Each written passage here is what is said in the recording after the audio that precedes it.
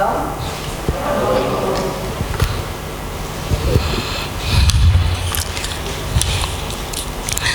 undang kita bangkit berdiri. Kita masuk dalam saat teduh.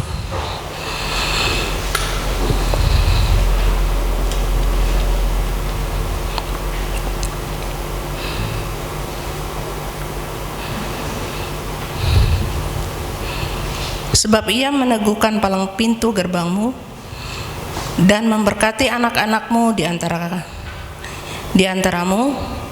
Ia memberikan kesejahteraan kepada daerahmu dan mengenyangkan engkau dengan gandum yang terbaik. Pertolongan kepada kita adalah dalam nama Yesus yang telah menjadi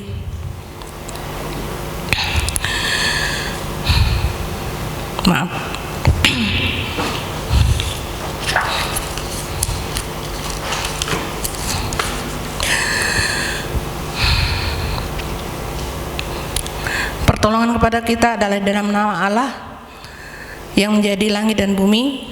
Turunlah atas kita sekalian anugerah dan sejahtera daripada Allah Bapa dan dari anaknya Yesus Kristus. Amin. Mari kita angkat pujian menyenangkan-Mu.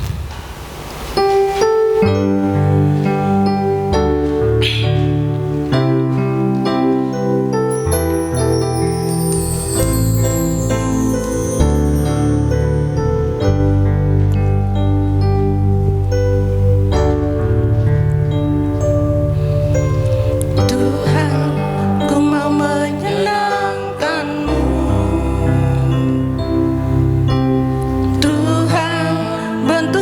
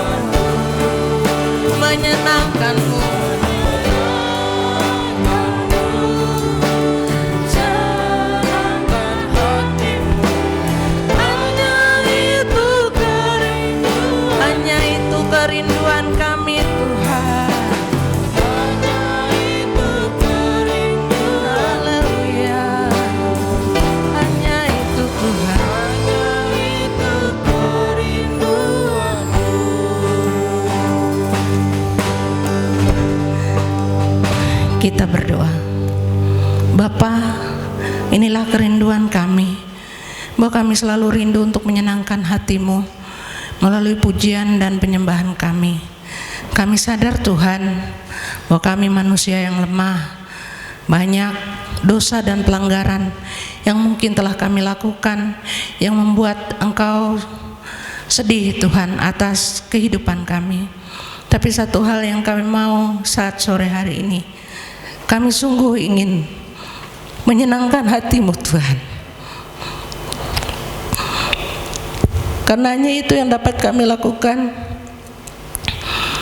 melalui puji-pujian kami Tuhan. Engkau berkati kami, agar setiap puji-pujian kami sungguh-sungguh untuk menyenangkan hati-Mu. Terlebih Tuhan, setiap jemaat-Mu yang datang pada sore hari ini, semua hati memiliki kerinduan yang dalam akan hadirat-Mu Tuhan. Begitu banyak pergumulan, begitu banyak masalah yang dihadapi, yang mungkin dihadapi oleh jemaat-Mu pada sore hari ini. Tapi kami percaya dengan kami menyenangkan hati-Mu, Engkau senantiasa memberikan jalan keluar dari setiap permasalahan, dari setiap persoalan hidup kami. Dan kami percaya di dalam Engkau selalu ada pengharapan yang luar biasa. Oleh sebab itu Tuhan, dalam ibadah sore hari ini kami menyerahkan hati kami, menyerahkan kehidupan kami. Terlebih dahulu Engkau ampuni segala dosa kami. Layakkan kami Tuhan untuk menaikkan pujian, layakkan kami untuk mendengar firman Tuhan. Oleh sebab itu urapi seluruh hamba-hamba-Mu yang ambil bagian dalam pelayanan. Engkau memberkati liturgis, singer, pemain musik, hamba-Mu yang menyampaikan firman-Mu, kolektan, setiap pendoa syafaat dan seluruh jemaat-Mu yang hadir. Kami rindu Tuhan, urapan khusus nyatakan di tengah-tengah kami. Berkaryalah Tuhan di tengah ibadah kami. Kami serahkan seluruh ibadah kami dari awal sampai akhir. Biarlah nama-Mu saja yang kami tinggikan, agungkan. Terpuji nama-Mu Bapa, dalam nama Yesus kami berdoa. Amin. Silakan duduk.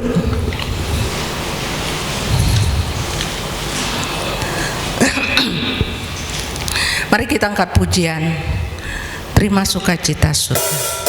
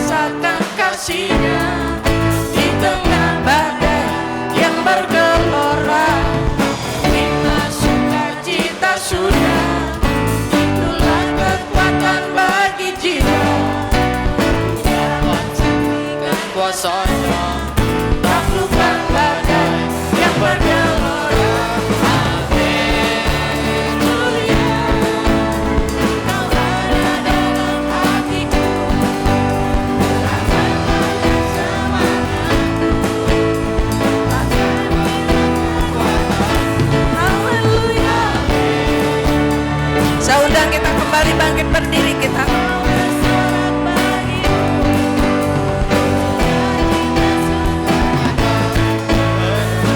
Terima sukacita surga.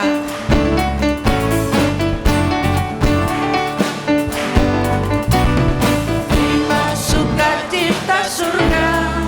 Itulah kekuatan bagi jiwa. Ku dapat rasakan kasih-Nya di tengah yang bergelora. Terima sukacita surga. Itulah kekuatan bagi jiwa. Ku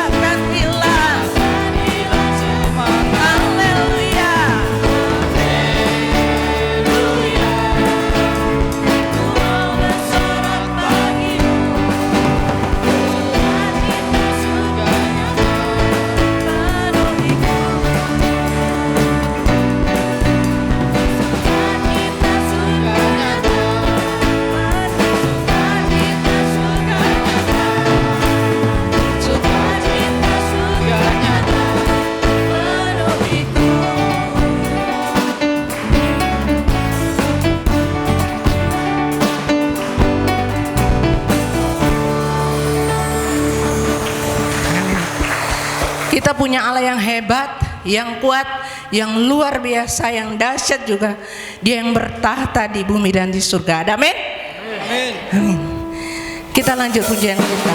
Betapa hebat.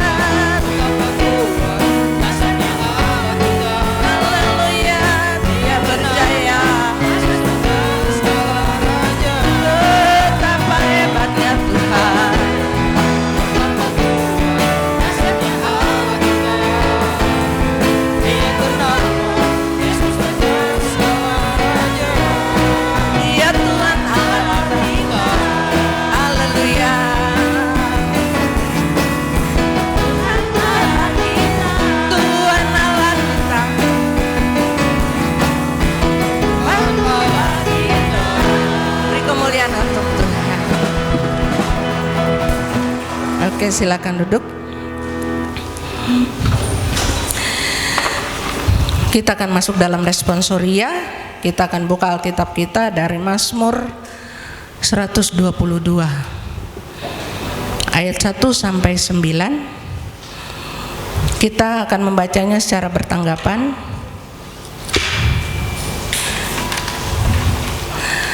Saya ayat yang pertama, Bapak Ibu Saudara semua ayat yang kedua, nanti ayat 9 kita akan baca bersama-sama.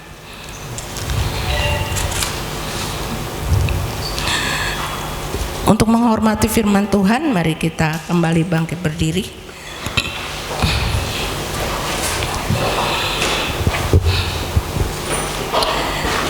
Doa sejahtera untuk Yerusalem. Nyanyian Ziarah Daud. Aku bersukacita ketika dikatakan orang kepadaku, mari kita pergi ke rumah Tuhan. Sekarang kaki kami berdiri di pintu gerbang Yerusalem. Hai Yerusalem, yang telah didirikan sebagai kota yang bersambung rapat, kemana suku-suku berziarah, yakni suku-suku Tuhan, untuk bersyukur kepada nama Tuhan sesuai dengan peraturan bagi Israel. Sebab di sanalah ditaruh kursi-kursi pengadilan, kursi-kursi milik keluarga Raja Daud. Berdoalah untuk kesejahteraan Yerusalem. Biarlah orang-orang yang mencintaimu mendapat sentosa. Biarlah kesejahteraan ada di lingkungan tembokmu dan sentosa di dalam purimu. Oleh karena saudara-saudaraku dan teman-temanku, aku hendak mengucapkan semoga sejahtera ada di dalammu. bersama-sama. Oleh karena rumah Tuhan Allah kita, aku hendak mencari kebaikan bagimu. Gloria Patri.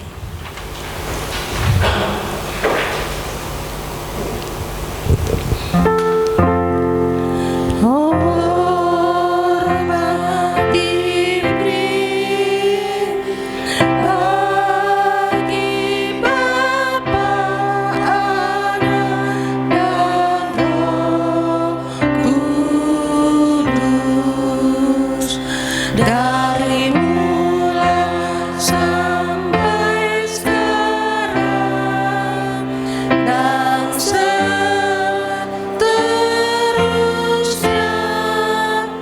bermulia. Amin. Amin. Untuk menyatakan iman kita kepada Tuhan bersama dengan umat percaya di seluruh dunia, mari kita mengucapkan pengakuan iman rasuli.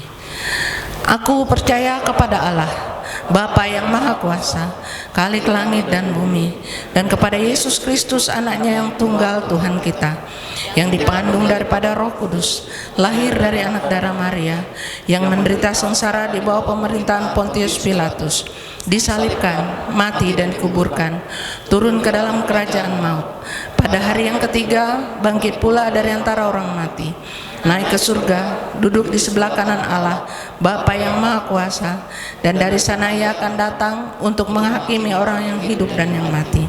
Aku percaya kepada Roh Kudus, gereja yang kudus dan am, persekutuan orang kudus, pengampunan dosa, kebangkitan daging, dan hidup yang kekal. Amin. Saya persilakan duduk.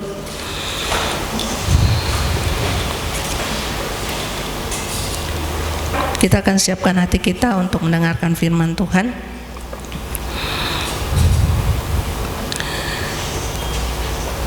Tuhan senantiasa menghiasi hidup kita dengan kemurahan-Nya.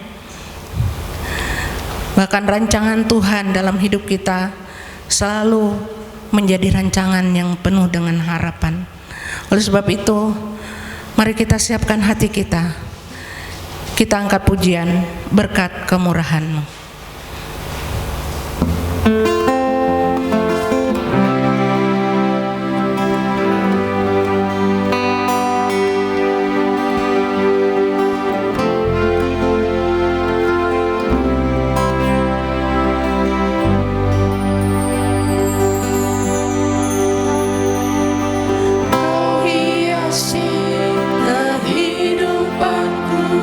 Dengan kemurahan-Mu, Kau rancang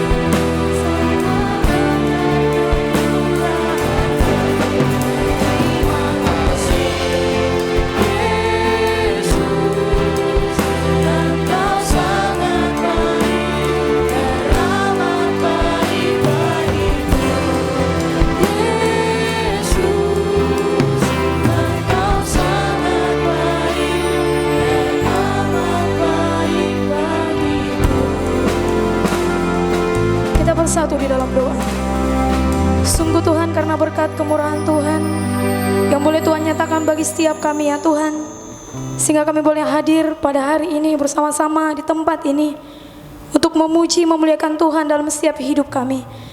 Tuhan layakkan setiap kami ya Tuhan, Tuhan kuduskan setiap kami ya Allah, agar kami boleh layak mendengarkan firman-Mu.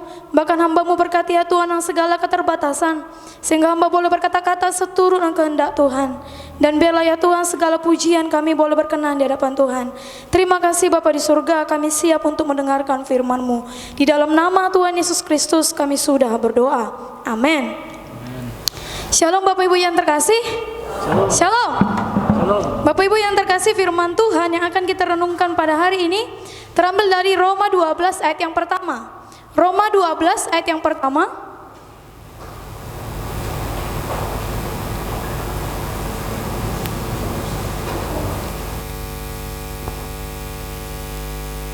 Roma 12 ayat yang pertama, Bapak Ibu yang terkasih, jika sudah menemukannya kita membacanya secara bersama-sama. Roma 12 ayat yang pertama. Jika sudah menemukannya katakan amin. Amin. Kita baca bersama-sama 1, 2, 3 ya. Karena itu saudara-saudara, demi kemurahan Allah, aku menasihatkan kamu supaya kamu mempersembahkan tubuhmu sebagai persembahan yang hidup, yang kudus dan yang berkenan kepada Allah. Itu adalah ibadahmu yang sejati. Karena itu saudara-saudara, demi kemurahan Allah, aku menasihatkan kamu supaya kamu mempersembahkan tubuhmu sebagai persembahan yang hidup, yang kudus dan yang berkenan kepada Allah. Itu adalah ibadahmu yang sejati. Amin. Saudaraku yang terkasih di dalam nama Tuhan kita Yesus Kristus, ketika kita berbicara tentang ibadah Bapak Ibu, mungkin yang kita bayangkan adalah gedungnya. Mungkin yang kita bayangkan adalah waktu ibadahnya. Atau mungkin yang kita bayangkan adalah acaranya seperti apa gitu ya. Makanya saudaraku yang terkasih, beberapa bulan terakhir ini kita tidak datang beribadah ke gereja kita ini, kita katakan, waduh rindu sekali beribadah di gereja. Waduh rindu sekali bertemu dengan orang-orang persekutuan di dalam gereja. Saudaraku yang terkasih, sering sekali kita berpikir bahwa ibadah itu harus dalam gereja. Jadi di luar hari Minggu atau jam-jam kebaktian berarti bukan ibadah. Maka tidak jarang saudaraku yang terkasih, ketika kita datang ke gereja, ketika kita datang beribadah ke tempat ini, kita katakan ibadahnya membosankan ya. Kita katakan lagi ibadahnya kurang semangat. WL-nya gitu, lagunya jadul banget gitu ya, khotbahnya kurang menarik dan sebagainya. Mengapa hal itu terjadi Bapak Ibu? Karena di dalam pemikiran kita, pernyataan seperti saya katakan tadi sering muncul karena ibadah sering dipahami hanya sebagai ritual keagamaan saja Bapak Ibu. Padahal jika kita lihat dalam kamus bahasa Indonesia, saudaraku yang terkasih, ibadah itu berarti bakti Bapak Ibu. Makanya muncul kata kebaktian, jadi berasal dari bakti gitu. Yang artinya pelayanan, ketundukan, ada kepatuhan di dalamnya.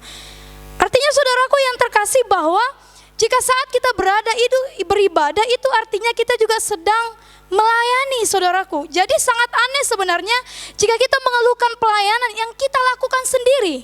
Padahal sebenarnya ibadah itu apa yang kita lakukan. Makanya dikatakan ibadah itu bukan hanya setiap hari Minggu, bukan hanya ketika kita datang ke gereja, tetapi ibadah itu adalah setiap hari, setiap waktu, di mana aja itu ibadah Bapak Ibu yang terkasih. Jadi saudaraku yang terkasih, ketika kita beribadah, kita sedang melayani saudaraku. Jadi yang beribadah itu, yang melayani itu bukan hanya ketika kita melayani di atas mimbar, bukan hanya pengkhotbah, bukan hanya liturgis, bukan hanya singers, pemusik atau yang lainnya, tetapi kita semua. Karena ibadah itu kita lakukan setiap hari, tidak mengenal waktu, tidak mengenal jamnya, tidak mengenal tempatnya, saudaraku yang terkasih. Di dalam Roma 12 ayat 1 ini adalah bagian Alkitab yang sangat dikenal Bapak Ibu, di mana bagian ini mengungkapkan respon orang percaya terhadap anugerah keselamatan di dalam Kristus. Di mana di sini Paulus menyimpulkan bahwa kita perlu mempersembahkan apa yang bisa kita berikan untuk Tuhan. Kalau kita baca dalam Roma 12 ini di awalnya dikatakan, karena itu saudara-saudara, demi kemurahan Allah aku menasihatkan kamu supaya apa dikatakan. Artinya sebelum dia menyuruh kita melakukan sesuatu Bapak Ibu, kita itu diingatkan sesuatu hal. Yaitu kita diingatkan bahwa ada kemurahan Tuhan yang telah Tuhan nyatakan dalam setiap kehidupan kita, Bapak Ibu. Artinya kita menyerahkan diri kita kepada Tuhan sebagai pengorbanan ketika kita memahami Tuhan itu baik dalam setiap hidup kita, saudaraku. Nah, hari ini kita kembali diingatkan, kira-kira apa perbuatan baik Tuhan yang telah Tuhan nyatakan bagi setiap kita saat ini. Saya pikir, saudaraku, yang paling besar yang dapat kita rasakan pada saat ini adalah kesehatan, Bapak Ibu. Kita boleh ada sampai hari ini, Bapak Ibu yang terkasih, itu semua karena Tuhan, bukan karena kita menjauh dari halayak ramai, bukan hanya itu, Bapak Ibu. Itu memang salah satunya, tapi semuanya itu sebenarnya adalah karena tiap kehidupan kita. Hidup kita adalah sebuah ibadah kepada Tuhan. Di mana kita berada, kemana kita pergi, bahkan pada waktu kita membawa tubuh kita ini ke dalam aspek apapun, kita tahu itu adalah sebuah ibadah. Konsep yang Paulus berikan pada saat ini, saudaraku, sebenarnya menggenapi apa yang Tuhan Yesus pernah katakan di dalam Yohanes 4 ayat 21 sampai 23, di mana di sana dikatakan saatnya akan tiba bahwa kamu akan menyembah Bapa bukan di gunung ini dan bukan juga di Yerusalem. Saatnya akan datang dan juga sudah tiba sekarang bahwa penyembahan benar akan menyembah Bapa dalam roh dan kebenaran. Artinya, saudaraku, kita bukan saja harus datang ke gereja baru kita bilang kita beribadah. Kita bukan pada waktu berdoa, bukan pada waktu bernyanyi, bukan pada waktu kita memberikan persembahan, bukan pada waktu kita mendengar khotbah baru kita bilang itu beribadah.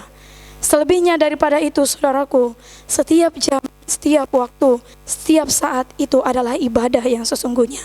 Oleh karena itu, saudaraku, kita tidak akan memisahkan apa yang kita kerjakan sejak bangun pagi, saudaraku. Apapun yang kita lakukan sepanjang hari, saudaraku, itu adalah ibadah, saudaraku. Makanya ketika kita menyadari bahwa hidup kita setiap hari, setiap waktu, setiap dimanapun kita berada itu adalah ibadah, kita akan takut melakukan dosa, Bapak Ibu. Kita akan takut omongin orang, Bapak Ibu yang terkasih. Karena kita tahu hari ini aku ibadah. Jadi ibadah itu bukan pas hari Minggu. Jadi kita memperbaui tingkah laku kita, menjaga mulut kita, menjaga setiap perkataan kita bukan hanya ketika hari Minggu saja atau ketika kita datang beribadah tapi di luar gereja baru kita melakukan segala sesuatunya. Bukan, Bapak Ibu, tapi ibadah itu adalah setiap waktu. Di dalam Roma 12 ayat 1a dikatakan, karena itu saudara-saudara, demi kemurahan Allah aku menasihatkan kamu.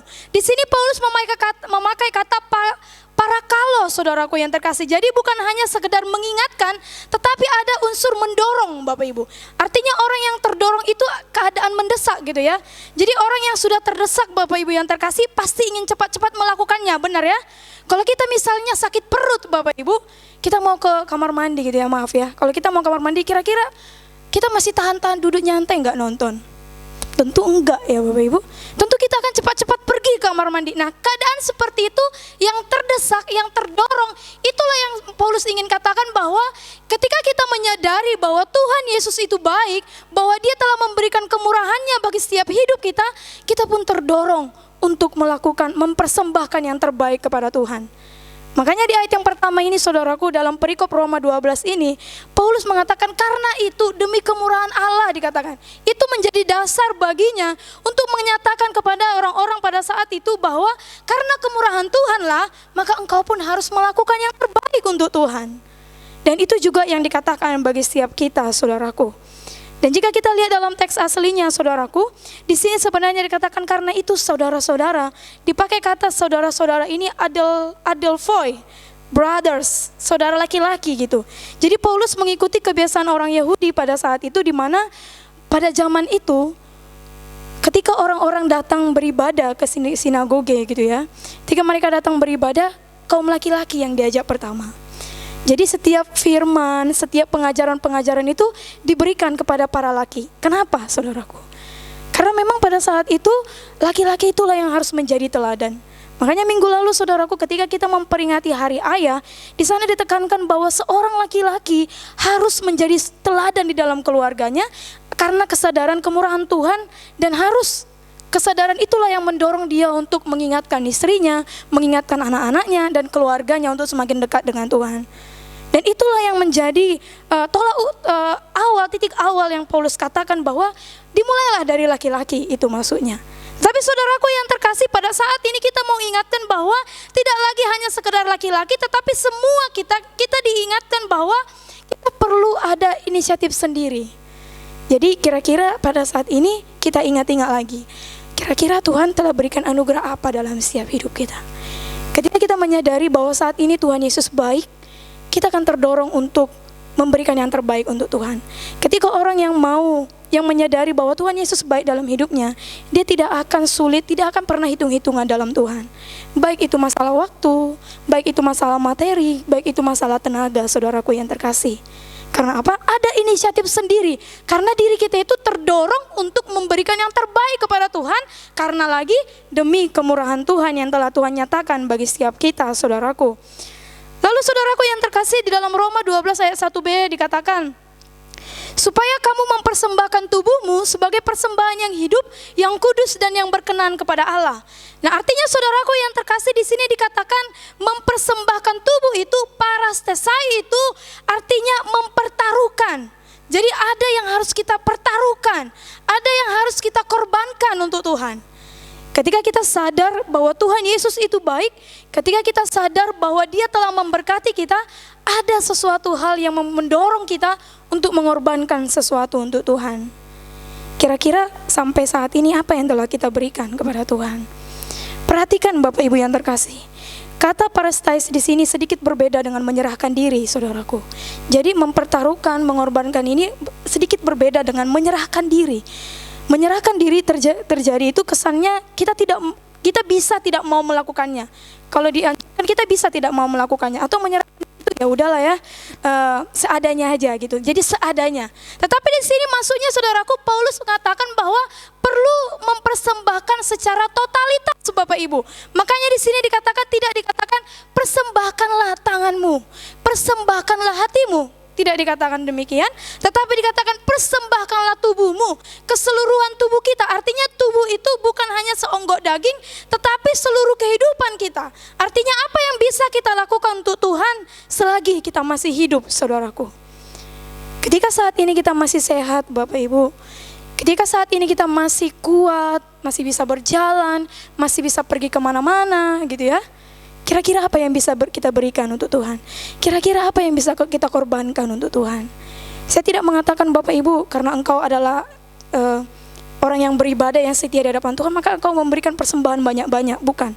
Tapi saya katakan adalah di sini mempersembahkan itu bukan hanya sekedar materi, tapi juga ada sesuatu hal yang bisa kita lakukan.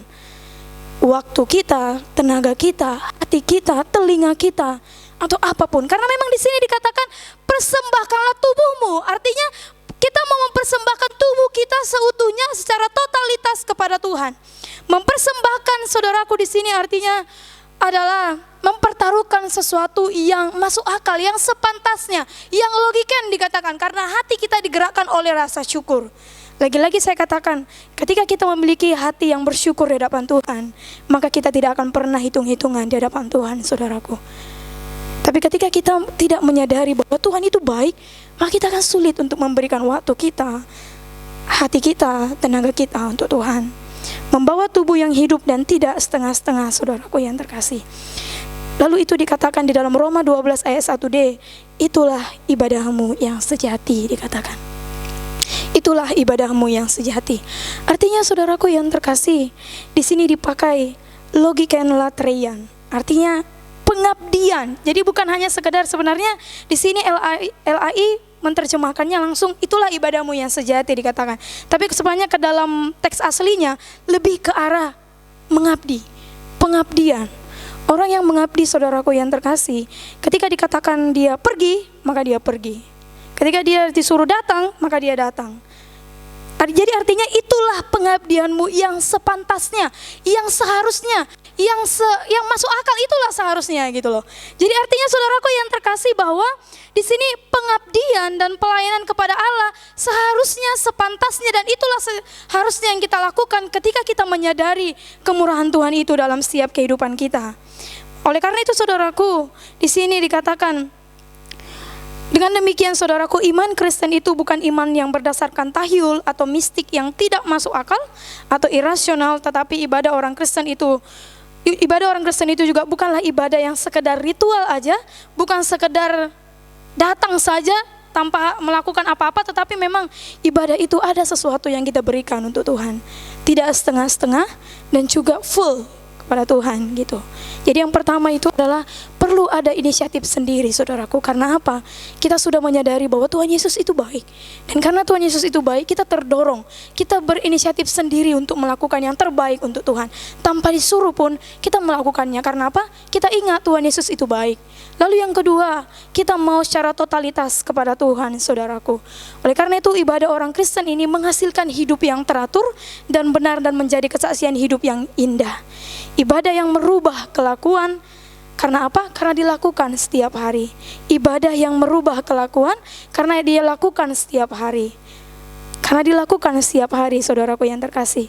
Artinya saudaraku, ibadah yang kita lakukan setiap waktu dan di mana saja. Oleh karena itu, ketika kita mempersembahkan hidup kita sebagai ibadah yang sejati, maka sebenarnya ada berkat yang mengikutinya.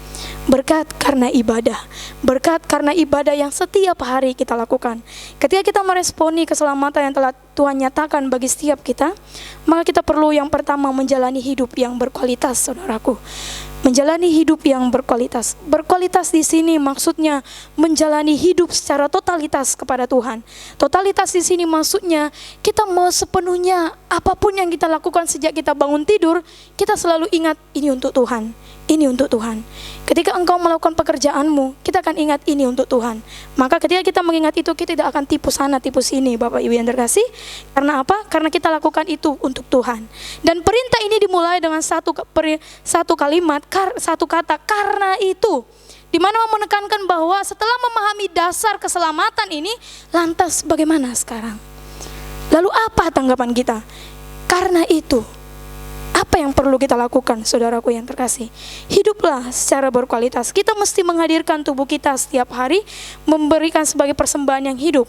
Jadi beribadah itu bukan tentang gedungnya, bukan tentang waktunya setiap hari Minggu, tapi ibadah itu adalah hidup kita sehari-hari, setiap waktu, saudaraku. Oleh karena itu, ibadah seharusnya tampilan gaya hidup kita yang terlihat jelas, yang meliputi bagaimana sebenarnya kita memperlakukan tubuh kita ini sepanjang hari. Bagaimana kita memperlakukan tubuh kita ini sepanjang hari? Jika mulut kita berkata iya, maka haruslah hati kita juga iya. Jika mata kita memandang sungguh indah, maka haruslah hati kita, pikiran kita juga mengatakan sungguh indah, saudaraku. Ada keselarasan di dalamnya. Ada keselarasan di dalamnya. Hidup yang berkualitas, selain kita totalitas melakukannya hanya untuk Tuhan, memberikan yang terbaik untuk Tuhan, yang semuanya untuk Tuhan, kita juga mau selaras, Bapak Ibu. Kalau kita katakan, kita memuji orang, wah kamu cantik sekali hari ini, maka dalam hati pun katakan cantik gitu loh. Jangan katakan kamu cantik sekali, tapi dalam hati, tapi lipstiknya kayaknya kurang jreng gitu ya. Artinya saudaraku yang terkasih, dalam hidup kita ini, orang yang menjalani hidup yang berkualitas, Paulus ingin katakan bahwa totalitaslah, selaraslah dalam hidupmu, bahwa jika iya katakan iya, jika mulutmu berkata iya, maka haruslah hatimu juga iya. Artinya kita mempersembahkan tubuh kita yang berkenan, yang hidup, dan yang kudus di hadapan Tuhan. Artinya saudaraku yang terkasih, tidak boleh setengah-setengah. Tidak boleh setengah-setengah, harus semuanya, saudaraku. Ini tentang mempersembahkan ini, menyerahkan secara utuh. Tidak dikatakan persembahkanlah bagian tubuhmu yang satu, maka yang lain tidak perlu. Tidak dikatakan demikian, tetapi persembahkanlah tubuhmu. Kuantitas diri kita memang orang Kristen, tetapi kualitas kita juga harus orang Kristen, saudaraku. Ketika mulut kita bernyanyi memuji Tuhan, bagaimana isi hati kita? Ketika tangan kita memberikan persembahan, ketika kita memberikan yang terbaik untuk Tuhan, tetapi tetap saja ringan tangan kepada istri dan anak kita, maka perlu dipertanyakan ibadah kita yang sebenarnya, saudaraku. Namun yang sungguh memalukan, saudaraku, ada orang yang tidak dapat menahan diri, sehingga di gereja pun muncul perbuatan-perbuatan yang tidak baik. Padahal kembali diingatkan bahwa ibadah itu adalah setiap hari. Bukankah sebelumnya telah diarjensi kalau hidup kita adalah ibadah yang kelihatan setiap hari? Ketika kita menyadari bahwa hidup kita ini setiap hari itu, bahwa kita telah diarjensi, bahwa hidup kita ini adalah ibadah kita setiap hari, maka kita akan takut, Bapak Ibu yang terkasih, untuk melakukan dosa. Apa yang kita lakukan dengan tubuh kita ini sebenarnya? Makanya tadi saya katakan, ketika menjalani hidup yang berkualitas, kita akan tahu bagaimana kita memperlakukan seluruh bagian tubuh kita setiap hari. Kita akan tahu bagaimana memperlakukannya, saudaraku. Hidup berkualitas didasari dengan rasa syukur yang terlihat dalam tindakan. Hidup yang berkualitas didasari dengan rasa syukur yang terlihat dengan tindakan. Dan di sini terjemahan bahasa Indonesia sehari-hari lebih jelas sebenarnya, saudaraku, dikatakan, saudara-saudara, Allah sangat baik kepada kita. Itu sebabnya aku minta dengan sangat supaya kalian mempersembahkan dirimu sebagai suatu kurban hidup yang khusus untuk Allah dan yang menyenangkan hatinya. Ibadahmu kepada Allah seharusnya demikian. Artinya, saudaraku yang terkasih, bahwa ketika kita menjalani hidup yang berkualitas, yang secara totalitas, yang secara selaras dalam kehidupan kita, maka dikatakan itu adalah suatu kurban hidup yang khusus kepada Allah, dan itu dikatakan saya minta dengan sangat, dikatakan. Artinya dia tidak minta setengah-setengah, dia minta dengan sangat, saudaraku yang terkasih, karena Allah sudah terlebih dahulu sangat baik kepada kita. Hidup berkualitas didasari dengan rasa syukur yang terlihat dalam tindakan. Kesadaran tentang Allah itu baik menjadi dasar kita untuk memperlakukan tubuh kita di dalam setiap hidup kita, saudaraku. Menghargai, mensyukuri, dan menikmati karya itu, dan juga merayakan karya itu. Menghargai, kita menghargai nih hidup kita telah Tuhan berikan. Mensyukuri Tuhan Yesus baik dalam setiap hidup kita. Lalu kita nikmati kebaikan Tuhan itu, tapi dikatakan rayakanlah karya itu. Artinya tunjukkanlah, jadilah kesaksian seperti itu. Makanya minggu lalu dikatakan jadilah teladan. Makanya di sini Paulus katakan di awal, Bapak Ibu, karena itu saudara-saudara, jadilah teladan dulu, karena demi kemurahan Tuhan maka engkau akan terdorong untuk melakukan, memberikan yang terbaik kepada Tuhan. Dikatakan demikian. Oleh karena itu, saudaraku, dari Dia, oleh Dia, dan kepada Dia, karena bagi Dialah segala kemuliaan dalam setiap hidup kita. Lalu yang kedua, saudaraku yang terkasih, menjalani hidup yang rela berkorban. Ibadah yang mendatangkan berkat adalah ibadah yang mau mempertaruhkan hidup, yang mau rela berkorban, yang mau rela bayar harga, saudaraku. Mengapa kita harus berkorban, saudaraku? Untuk apa kita sebenarnya berkorban, Bapak Ibu? Kalau kita pikir-pikir, rugi gak sih berkorban? Rugi gak sih kita memberikan sesuatu? Mungkin sekilas akan rugi, saudaraku yang terkasih. Tapi saudaraku, satu hal yang perlu kita sadari, bahwa kekristenan tidak pernah terlepas dari pengorbanan, Bapak Ibu. Kekristenan tidak pernah terlepas dari pengorbanan, karena dalam Filipi 2 ayat 6-7, Filipi 2 ayat 6-7 mengatakan, yang walaupun dalam rupa Allah tidak menganggap kesetaraannya dengan Allah itu sebagai milik yang harus dipertahankan, melainkan telah mengosongkan dirinya sendiri dan mengambil rupa seorang hamba dan menjadi sama dengan manusia. Artinya, saudaraku, Yesus yang kita sembah pada saat ini, Yesus yang adalah Allah itu rela mengambil rupa seorang hamba dan menjadi sama dengan kita, saudaraku. Perlu dicatat, Bapak Ibu, pada masa pemerintahan Romawi, hamba itu adalah suatu pribadi yang dianggap rendah dan dianggap hina. Tapi yang kita tahu bahwa Allah kita, Yesus itu rela, saudaraku yang terkasih. Dia rela turun, dia rela menjadi hamba untuk siapa, Bapak Ibu? Untuk saya dan saudara. Oleh karena itu tadi saya katakan, kekristenan itu tidak pernah terlepas dari namanya pengorbanan. Dia sendiri telah berkorban bagi setiap kita, dan oleh karena kemurahan Allah, kita pun harus terdorong untuk berkorban. Kita pun harus terdorong memberikan yang terbaik kepada Tuhan. Dalam kehidupan kita sehari-hari, kita pun diminta untuk mau rela berkorban, Bapak Ibu. Ingat, lagi-lagi saya katakan, ibadah itu adalah setiap waktu. Jika kita masih egois dan terlalu mementingkan diri sendiri, serta hidup tanpa mau lagi bersosialisasi dengan sesama, akan sulit bagi kita untuk rela berkorban, Bapak Ibu. Bersosialisasi saja sudah enggan, bagaimana untuk peduli? Lantas, pengorbanan apa yang bisa kita berikan kepada Tuhan? Pengorbanan yang dibangun atas dasar kasih, saudaraku. Karena Yohanes 3:16 katakan, karena begitu besar kasih Allah akan dunia itu, dia menyerahkan anaknya yang tunggal bagi setiap kita. Artinya, karena kasihnya yang begitu besar, itulah yang mendorong dia mau berkorban untuk kita. Makanya tadi saya katakan di awal, apa kasih Tuhan yang kita sadari pada saat ini? Dan itulah yang mendorong kita untuk memberikan yang terbaik kepada Tuhan. Itulah yang memberikan kita kesempatan untuk berbagi kepada Tuhan. Artinya, saudaraku yang terkasih, ada banyak hal yang bisa kita lakukan dalam rela berkorban dalam kehidupan kita. Ketika Anda membagi waktu Anda dengan keluarga, itu sudah ibadah. Ketika Anda bersama dengan keluarga, duduk bersama, berdoa, baca firman, itu sudah ibadah, saudaraku. Ketika di rumah kita masih harus berebutan remote gitu dengan mama kita, dan karena dia ingin menonton sinetron yang dia mau, kita pun harus rela berkorban di dalamnya, itu juga sudah ibadah, saudaraku. Karena ketika engkau berebut remote saja pun tidak mau berkorban, serahkan aja mamamu, maka yang akan terjadi akan berantem di rumah. Artinya saudaraku yang terkasih, ada banyak hal yang bisa kita lakukan dalam setiap kehidupan kita sebagai ibadah kita di hadapan Tuhan. Sikap rela berkorban harus kita tanamkan bagi setiap diri kita dan juga kepada anak-anak kita. Sekarang pertanyaannya saudaraku, ketika kita menyadari bahwa Tuhan Yesus itu baik, karena kemurahan Tuhan itu telah nyata dalam setiap hidup kita, dan kita terdorong untuk secara inisiatif memberikan yang terbaik kepada Tuhan, dan kita pun secara totalitas mau menyerahkan seluruh tubuh kita kepada Tuhan, apa yang bisa kita berikan kepada Tuhan? Apa yang bisa kita berikan kepada Tuhan, saudaraku? Bisa materi, bisa waktu, bisa tenaga. Itu bisa kita berikan untuk Tuhan, saudaraku. Mari kita jelas, Bapak Ibu, Kristen 100%, bukan asal-asalan dan juga bukan palsu. Oleh karena itu saudaraku, Rasul Paulus ingin sekali mengatakan bahwa persembahkanlah tubuhmu yang kudus, yang hidup, yang berkenan di hadapan Tuhan. Dan kalau kita baca sebenarnya dalam Roma 12 ini sampai habis, Bapak Ibu, di ayat yang kedua sebenarnya Paulus katakan, ketika kita sudah menyadari kebaikan Tuhan, kita terdorong untuk memberikan yang terbaik untuk Tuhan.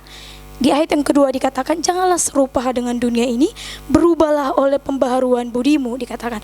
Perlu ada transformasi dalam setiap kehidupan kita. Artinya saudaraku, jika saat ini kita sering hitung-hitungan dengan Tuhan, maka mari teladani yang Paulus katakan, berubahlah oleh pembaharuan hidupmu, pembaharuan budimu. Saudaraku, dunia menguasai akal budi kita, tetapi Allah justru ingin merubahnya, saudaraku.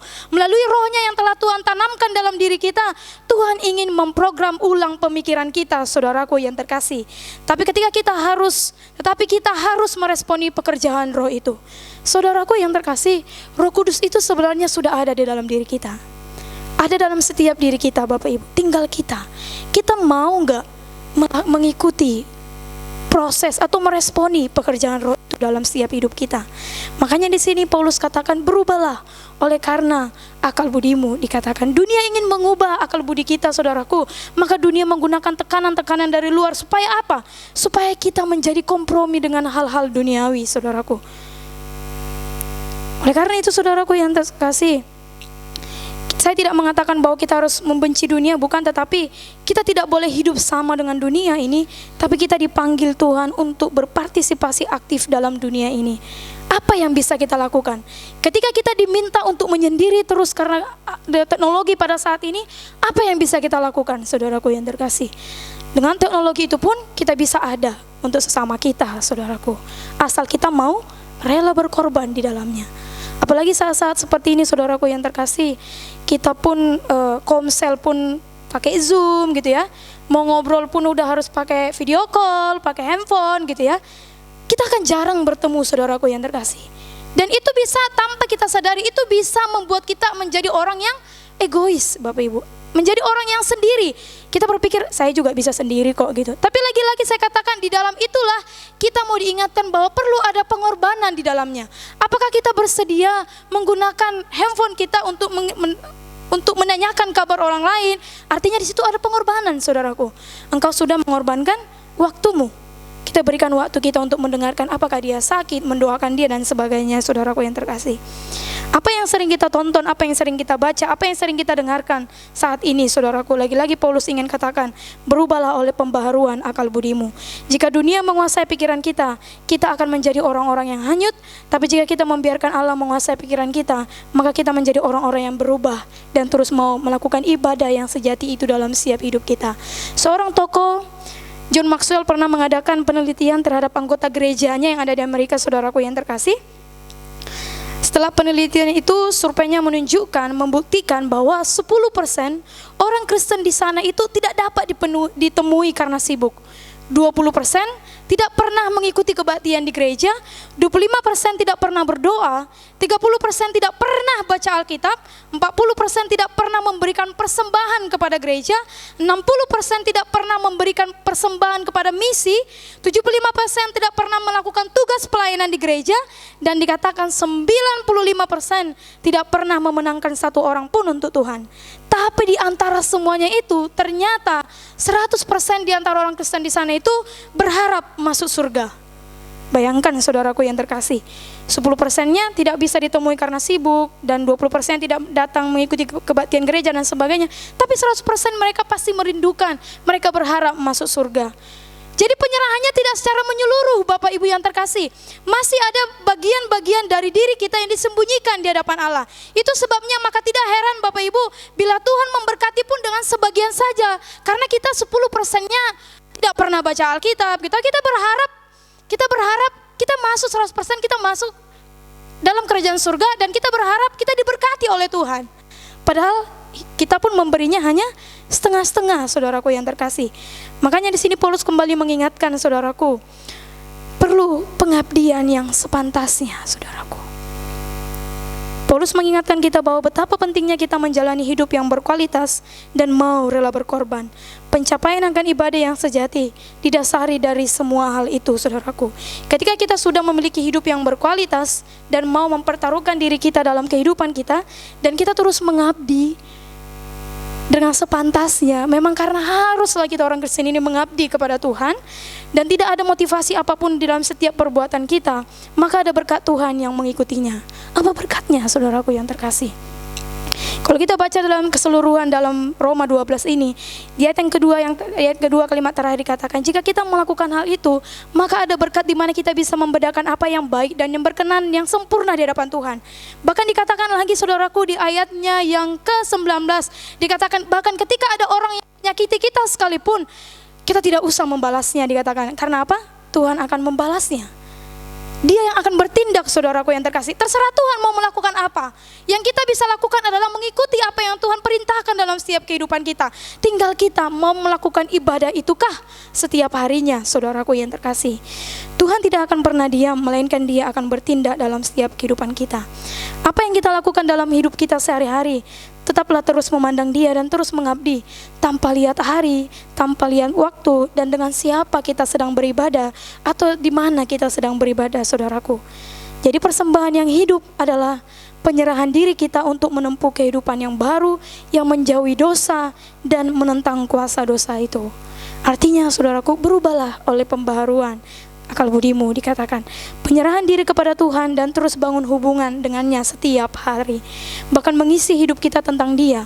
Bahkan ada satu kalimat yang mungkin pernah kita dengarkan atau kita tahu, dikatakan kehidupan Anda 5 atau 10 tahun yang akan datang sangat ditentukan oleh buku yang Anda baca, acara yang Anda tonton, dan orang-orang yang Anda temui pada hari ini. Artinya saudaraku yang terkasih, apa yang kita baca pada saat ini, apa yang kita lihat pada saat ini, apa yang mengisi pikiran-pikiran kita pada saat ini, menentukan kehidupan kita 5 atau 10 tahun yang akan datang. Apa yang kita dengarkan pada saat ini, apa yang kita lakukan pada saat ini, itu menentukan bagaimana kehidupan kita di kekekalan nantinya, saudaraku yang terkasih. Oleh karena itu, lagi-lagi Paulus katakan, berubahlah oleh karena pembaharuan akal budimu. Artinya saudaraku yang terkasih, mari, kualitas hidup seseorang sangat ditentukan oleh apa yang dimasukkan dalam pikiran yang terus-menerus. Oleh karena itu, mari isi ibadah hidup kita dengan segala kebenarannya. Mari terus bangun hubungan dengan Dia sepanjang hari. Karena ibadah itu adalah setiap hari. Bukan hanya baca Alkitab setiap minggu aja, tapi setiap hari. Ibadah itu adalah setiap hari, dimanapun, tanpa mengenal waktu dan tanpa mengenal dengan siapa kita beribadah atau di mana kita beribadah. Oleh karena itu saudaraku, tetaplah setia beribadah kepadanya setiap hari, maka berkat Tuhan melimpah atas kita. Kasih pada Tuhan tanpa perbuatan adalah munafik, sebaliknya perbuatan tanpa kasih adalah kesombongan. Tetapi ketika kita sudah menjalani hari-hari kita bersama dengan Tuhan, maka itu adalah ibadah yang sejati. Ketika kita menjalani kehidupan kita secara berkualitas, secara totalitas, ada keselarasan di dalamnya, dan juga yang terdorong karena inisiatif kita, karena Tuhan telah baik kepada kita dengan kesadaran itu, maka kita bisa menjalani kehidupan kita, itu adalah ibadahmu. Oleh karena itu, tetaplah setia melakukan ibadahmu setiap hari, maka berkat Tuhan akan senantiasa mengikutimu. Amin. Kita bersatu di dalam doa. Terima kasih Bapa di surga untuk setiap kasih-Mu dalam setiap hidup kami. Firman-Mu yang mengingatkan kami ya Tuhan, bahwa ibadah kami yang sesungguhnya adalah setiap waktu. Ampuni kami ya Tuhan, ketika kami di dalam hidup kami melakukan segala dosa-dosa, bahkan melakukan kesalahan yang melukai hati sesama kami, bahkan melukai hati Tuhan. Ampuni kami ya Tuhan, ingatkan kami terus ya Allah. Engkau kuduskan setiap kami ya Tuhan, Engkau layakkan kami terus ya Tuhan, untuk terus boleh bangkit dari segala dosa kami, sehingga kami boleh melakukan yang terbaik di hadapan Tuhan. Sehingga kami boleh memberikan yang terbaik di hadapan Tuhan. Dan biarlah ya Tuhan, Engkau yang terus boleh mengingatkan kami ya Tuhan, agar kami boleh menjalani hidup kami secara berkualitas, dengan totalitas, dengan keselarasan, bahkan inisiatif sendiri, karena memang kami menyadari Tuhan Yesus baik dalam setiap hidup kami. Engkau memberkati setiap jemaat-Mu ya Tuhan yang telah hadir pada saat ini. Tuhan, Engkau yang memberkati kehidupan mereka. Tuhan, Engkau yang memberikan mereka kesehatan ya Tuhan. Tuhan, Engkau yang menjagai keluarga mereka. Usaha pekerjaan jemaat-Mu juga Tuhan, Engkau yang terus boleh memberkati. Berkati jemaat-Mu dengan segala kecukupan ya Tuhan, sehingga mereka boleh senantiasa mengucap syukur di hadapan nama Tuhan Yesus Kristus kami sudah berdoa. Amin. Saudara-saudari yang dikasihi Tuhan, saya akan bacakan warta pada malam hari ini. Yang pertama, hamba Tuhan dan majelis mengucapkan selamat datang kembali kepada Bapak Ibu saudara-saudari dalam ibadah komunal di GMI Sion Dadap. Minggu depan kita akan beribadah kembali gereja pukul 9 dan pukul 17. Bagi jemaat yang tidak dapat menghadirinya, dapat mengikuti ibadah secara live streaming melalui akun Facebook dan Instagram GMI Sion Dadap pada pukul 9 WIB. Kami mengundang saudara untuk tetap setia mengikutinya. Yang kedua, berita sukacita. Telah lahir seorang putri bagi keluarga Bapak Rudi dan Ibu Elizabeth yang bernama Gisela Epipaneia Peters pada hari Jumat 12 Juni 2020. Puji Tuhan, ibu dan anak dalam keadaan sehat.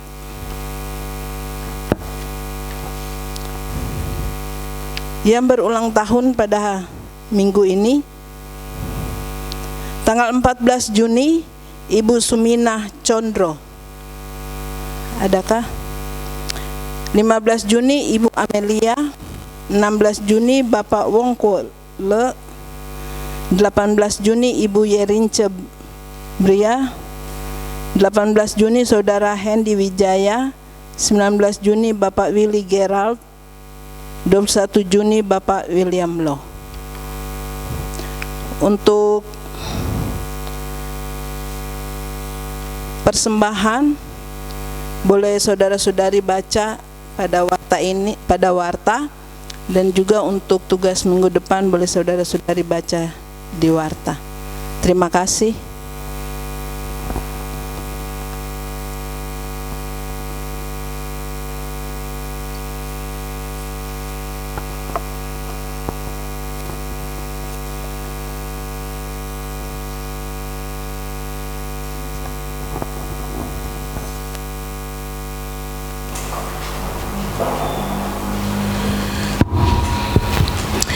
Kita akan memberikan persembahan yang nanti akan dimasukkan ke dalam kotak persembahan di belakang ketika keluar selesai ibadah ini. Tapi kita akan angkat pujian kita, keluargaku adalah surgaku.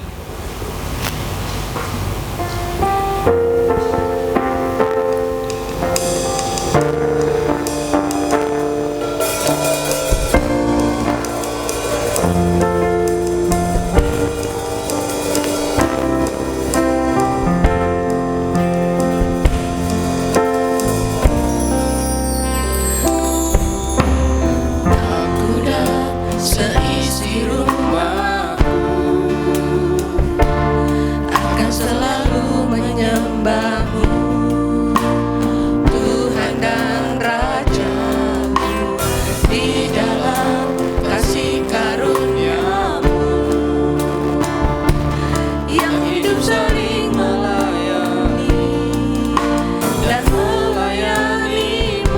dan seisi rumah.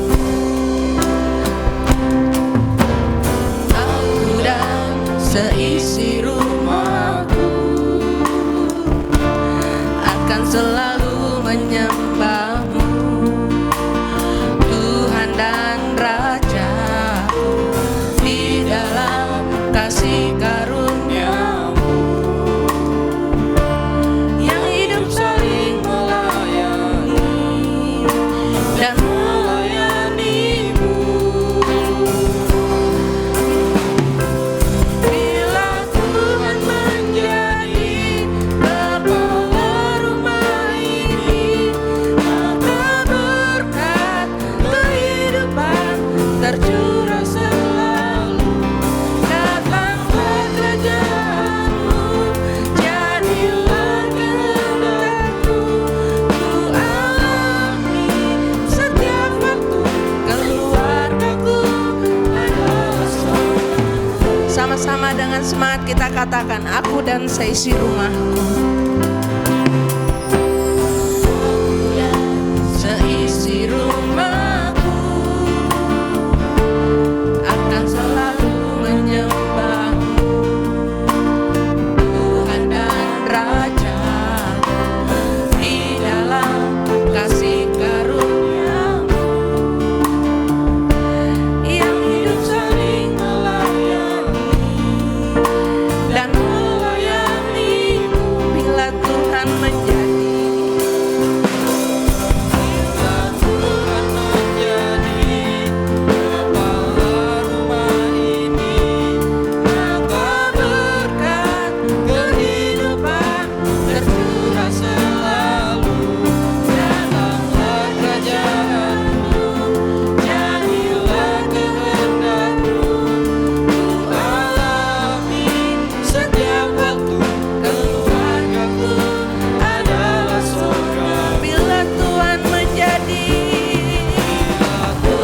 menjadi kepala rumah ini, maka berkat kehidupan tercurah selalu. Saya undang kita semua bagi Datanglah kerajaan-Mu, jadilah kehendak-Mu, ku alami setiap waktu.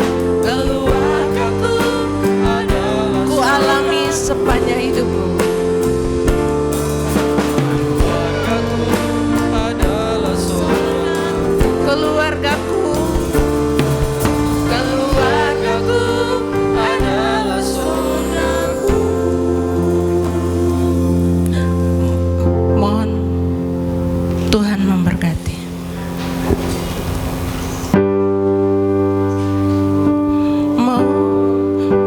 Tuhan memberkati persembahan kami ini, agar dapat digunakan untuk kemuliaan Tuhan.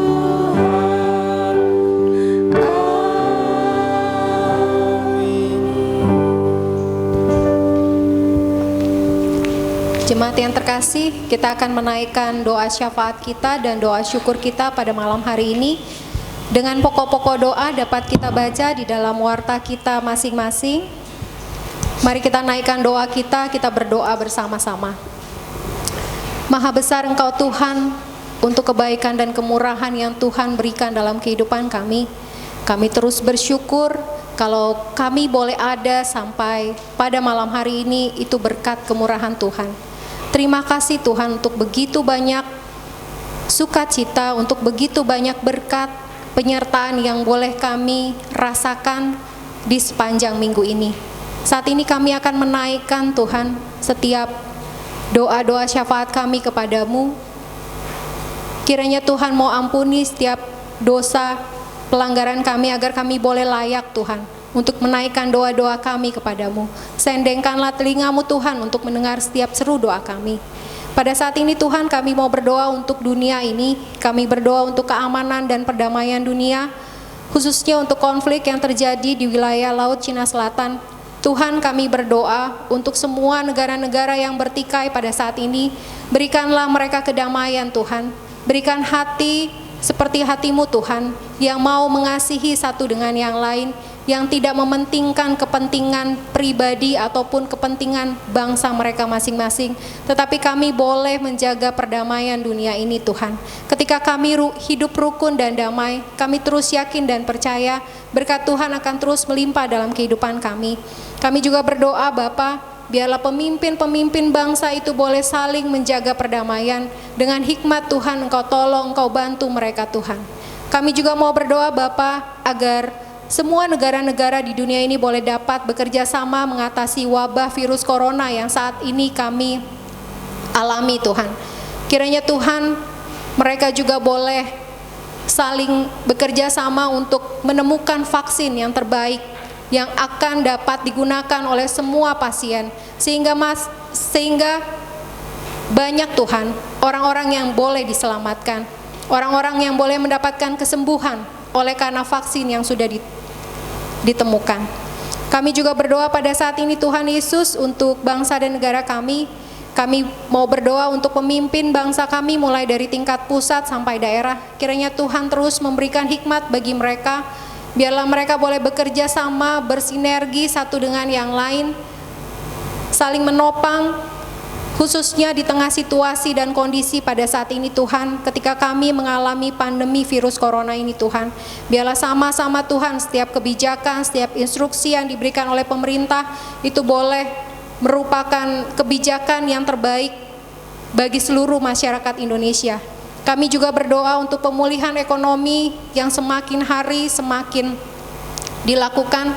Kami terus percaya tangan Tuhan yang menolong, Engkau yang campur tangan atas bangsa dan negara kami Tuhan, sehingga kami boleh keluar dari krisis ekonomi yang kami hadapi pada saat ini. Kami juga berdoa untuk masa transisi memasuki era new normal. Biarlah semua masyarakat Indonesia boleh saling mendukung, saling patuh untuk setiap instruksi kebijakan yang diberikan oleh pemerintah. Ini untuk kebaikan kami pribadi lepas pribadi Tuhan. Ajar kami untuk terus boleh melakukannya di dalam setiap kehidupan kami. Kami juga berdoa Bapa untuk gereja Tuhan, baik yang di wilayah 1 dan wilayah 2. Kami berdoa untuk para hamba Tuhan yang melayani, biarlah Tuhan berikan kesehatan dan hikmat, berikan sukacita terus bagi mereka di dalam menggembalakan setiap umat Tuhan. Cukupkan segala sesuatu yang mereka butuhkan, dan biarlah Tuhan melalui pelayanan mereka, nama Tuhan saja yang dipuji dan dimuliakan. Saat ini kami juga berdoa untuk gereja kami Tuhan, Gereja Sion Dadap. Kami terus berdoa untuk pertumbuhan iman semua jemaat. Kami berdoa biarlah kami terus boleh mengandalkan Tuhan di dalam setiap kehidupan kami. Kami boleh terus dekat dengan Tuhan. Kami boleh terus setia di dalam melakukan saat teduh kami. Setia Tuhan untuk membangun mesbah doa kami baik secara pribadi maupun keluarga. Kami setia juga Bapa di dalam persekutuan maupun ibadah-ibadah yang dilakukan oleh gereja Tuhan saat ini. Biarlah hari demi hari pertumbuhan iman jemaat boleh terjadi Tuhan Yesus. Usaha pekerjaan jemaat juga Tuhan berkati. Apapun yang mereka lakukan yang halal Tuhan berkati Tuhan. Agar ini boleh menjadi kemuliaan bagi nama Tuhan. Kami juga berdoa untuk kebutuhan keluarga. Tolong Tuhan cukupkan. Kami tahu Bapa di tengah situasi yang kurang menyenangkan pada saat ini, kami terus percaya tangan Tuhan yang pelihara kami semua, tangan Tuhan yang akan mencukupkan kami semua. Bahkan untuk keharmonisan keluarga Tuhan, kami terus berdoa, biarlah damai sejahtera Tuhan itu boleh ada di dalam hati setiap kami, bertahta di dalam hati dan pikiran kami, sehingga kami boleh menjadi keluarga yang harmonis. Kami terus boleh hidup rukun dan damai Tuhan. Saat ini kami mau berdoa juga untuk keluarga anak-anak Tuhan. Kami berdoa untuk keluarga Bapak Tulus Manulang, keluarga Bapak Rimson Manulang, keluarga Bapak Suwandi, keluarga Bapak Andri Danoko. Tuhan, Engkau yang memberkati setiap usaha pekerjaan tangan yang dilakukan oleh anak-anak-Mu ini Tuhan. Biarlah boleh berhasil Tuhan Yesus. Jauhkan kerugian dari setiap usaha pekerjaan mereka. Kami berdoa juga untuk anak, menantu, bahkan cucu. Mereka boleh hidup dalam limpahan kasih Tuhan. Mereka boleh terus senantiasa juga Bapa hidup dalam kasih Tuhan. Mereka terus juga boleh merawat, mendidik anak-anak mereka supaya boleh menjadi penyembah Tuhan yang benar. Kesehatan mereka juga Tuhan Yesus berkati. Apabila saat ini mereka sedang sakit, tolong Tuhan Engkau yang sembuhkan mereka dengan bilur-bilur darah-Mu yang penuh kuasa itu Tuhan. Kami juga berdoa untuk pergumulan keluarga mereka, pribadi lepas pribadi, keluarga lepas keluarga. Engkau yang tahu Tuhan Yesus, apa yang menjadi isi hati mereka, apa yang menjadi pergumulan mereka. Kami terus yakin Tuhan akan bantu mereka untuk keluar dari setiap pergumulan mereka pribadi. Kami juga mau berdoa Tuhan untuk ibu kami yang sedang mengandung, Ibu Windy. Biarlah Tuhan juga terus memberkati buah kandungannya. Anak yang boleh dikandungnya ini boleh bertumbuh sesuai dengan usia bulannya, bahkan boleh lahir dalam keadaan sehat dan selamat. Kami juga berdoa untuk Ibu Windy, biarlah ibu ini juga boleh menjaga kandungannya dengan baik, boleh memeliharanya dengan penuh sukacita, bahkan menantikan anugerah Tuhan ini dengan luar biasa. Secara khusus kami mau berdoa Bapak untuk Ibu Elizabeth yang dirawat juga di rumah sakit. Tuhan Yesus yang baik, kami meminta kepadamu, kami memohon Bapa, kiranya Tuhan terus memberikan kesehatan yang prima baginya. Apapun saat ini yang menjadi sakit penyakitnya Tuhan, Engkau yang mau jamah, Engkau yang mau tolong, Engkau yang mau menyembuhkannya Tuhan. Setiap usaha yang dilakukan oleh para medis buat berhasil Tuhan. Kami terus yakin dan percaya Engkau akan memberikan kesembuhan yang sempurna bagi Ibu Elizabeth, sehingga ibu ini boleh sembuh, bahkan boleh pulang untuk merawat bayinya yang baru lahir, bahkan boleh juga menjadi ibu yang baik bagi anak-anak dan untuk keluarganya. Terima kasih Tuhan Yesus, terima kasih Bapa yang baik.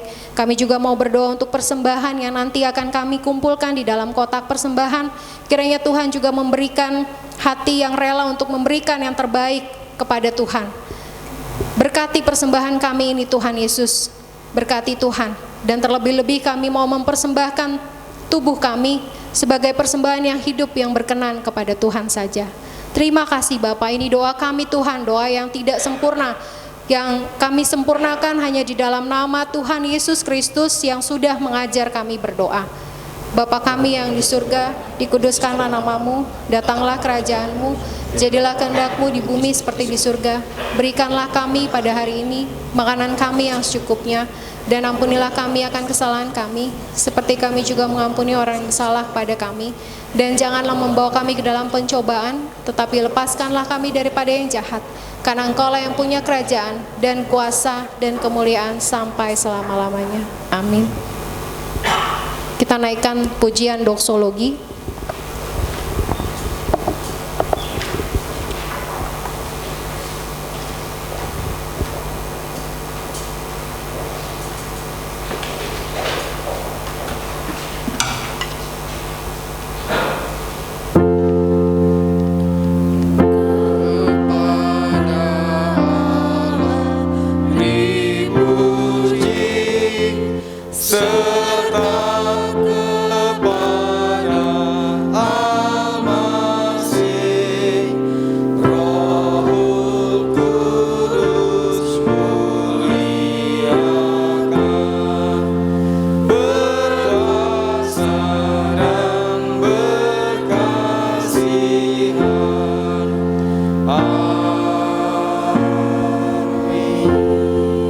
Saudara-saudara kasih Tuhan, lanjutkanlah hidupmu, lanjutkanlah ibadahmu dari tempat ini ke tempat dimanapun Tuhan mengutus engkau pergi dan berada, dan jadikanlah itu sebagai wujud persembahan dan wujud ibadahmu yang sejati di hadapan Tuhan, dan terimalah berkat Tuhan. Tuhan berkati engkau dan melindungi engkau. Tuhan menyinari engkau dengan wajahnya dan beri kau kasih karunia. Tuhan menghadapkan wajahnya kepadamu dan memberikan engkau damai sejahtera, sukacita. Hari ini, besok akan sampai selama-lamanya. Amin.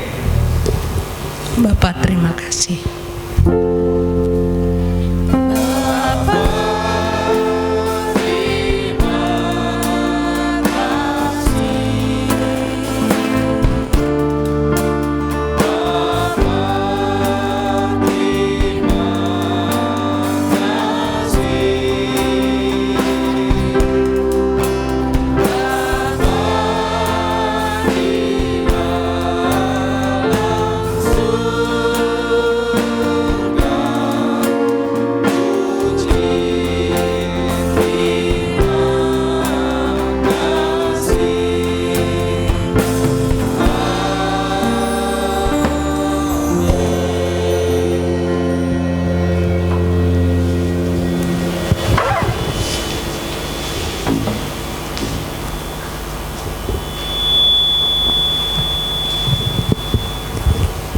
Baik, selamat hari Minggu.